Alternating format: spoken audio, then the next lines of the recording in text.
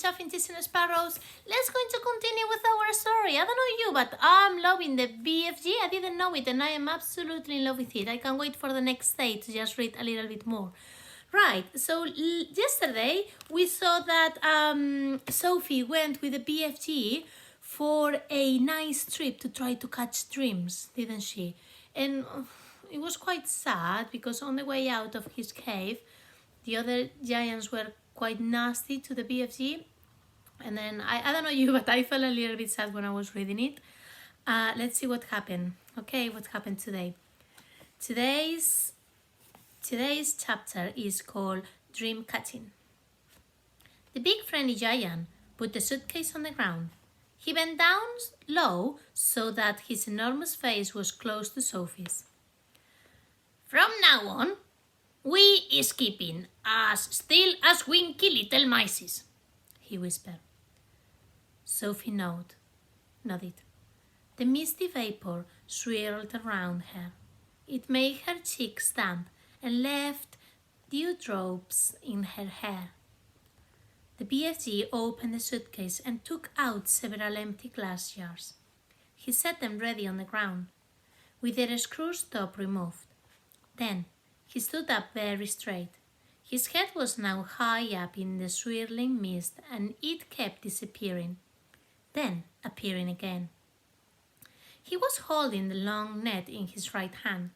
Sophie, staring upwards, saw through the mist that his colossal ears were beginning to swivel out from his head. They began waving gently to and fro. Suddenly, the BFG pounced. He leaped high in the air and swung the net through the mist with a great swishing sweep of his arm. "Got him!" he cried. A jar! Quick! Sophie picked up a jar and held it up to him.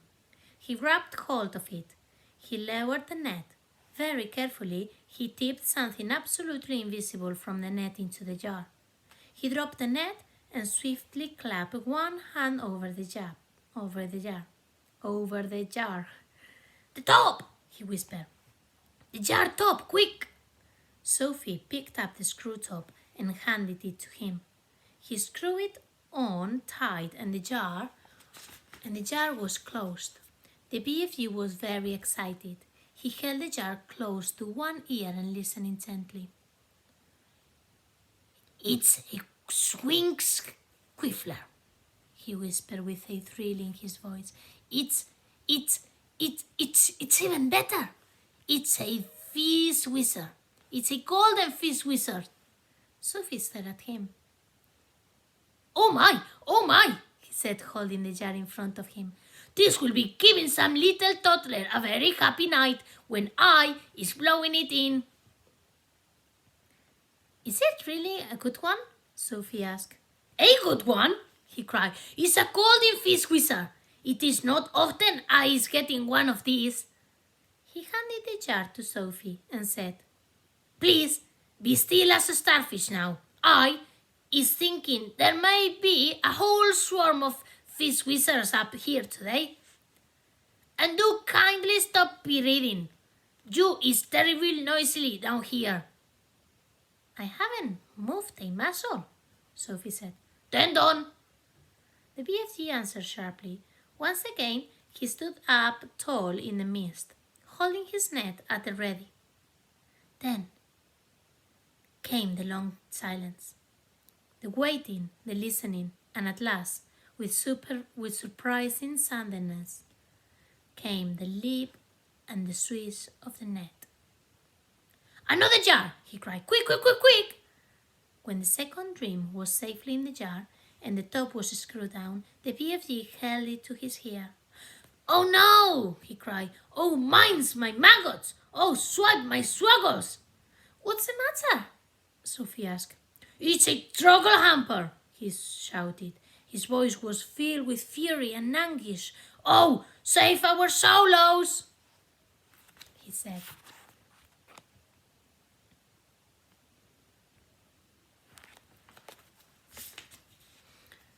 "Deliver us from weasels! The devil is dancing on my dibbler." "What are you talking about? Sophie said. The BFG was getting more distressed every moment. Oh, bash my eyeballs, he cried, waving the jar in the air. I come all this way to get lovely golden dreams, and what is I catching? What are you catching? Sophie said. I is catching a frightsome troggler hamper, he cried. This is a bad, bad dream. It is worse than a bad dream. It's a nightmare. Oh dear, Sophie said. What will you do with that? I's never, never let it go, the BFG cried. If I do, then some poor little toddler will be having the most blooding time. This one is a really kicksy box thumper. I is exploding it as soon as I get home. Nightmares are horrible, Sophie said. I had one once, and I woke up sweating all over. With this one you will be waking up screaming all over, the BFG said. This one will make your teeth stand on end. If this one got into you, your blood will be freezing to icicles and your skin will go creeping across the floor. Is it as bad as that? It's worse, cried the BFG. This is a real whoopsie rob switcher. You said it was a struggle hamper, Sophie told him. It is a struggle hamper, cried the exasperated BFG. But it is also a box thumper and a rob switcher. It is all three riddled into one. Oh, I'm so glad I is clutching it tight.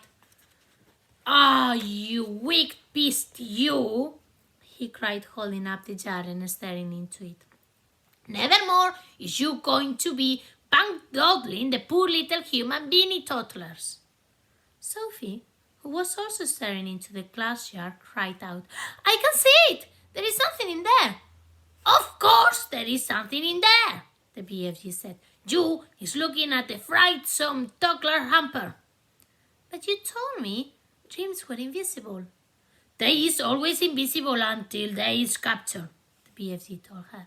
After, what they is losing a little of their invisibility. We is seeing this one very clearly.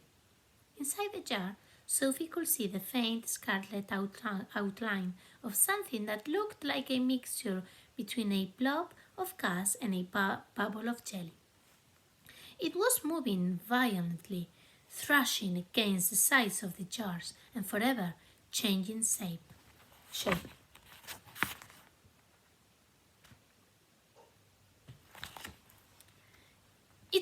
It's wiggling all over the place, Sophie cried. It's frightening to get out. It will blast itself to bits. The nastier the dream, the angrier it is getting when it is in prison, the BFG said. It is the same as with wild animals. If an animal is very fierce and you is putting it in a cage, it will make a tremendous rumpeldumpus. If it is a nice animal like a cockle-tottle or a foggle-frump, it will sit quietly. Dreams is exactly the same. This one is a nasty, fierce, brogoting nightmare. Just look at him splashing himself against the glass. It is quite frightening, Sophie cried. I could be hating to get this one inside me on a darksome night.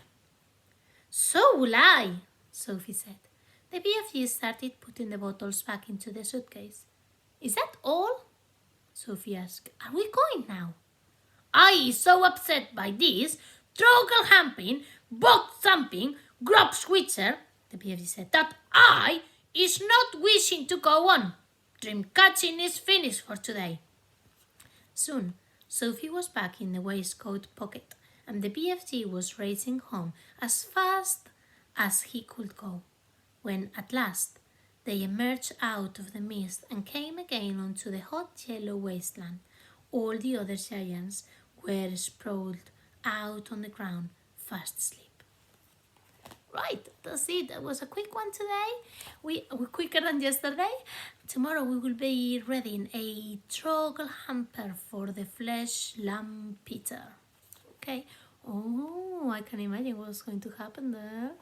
Right, we will see tomorrow more. Have a lovely evening, everyone. Adios.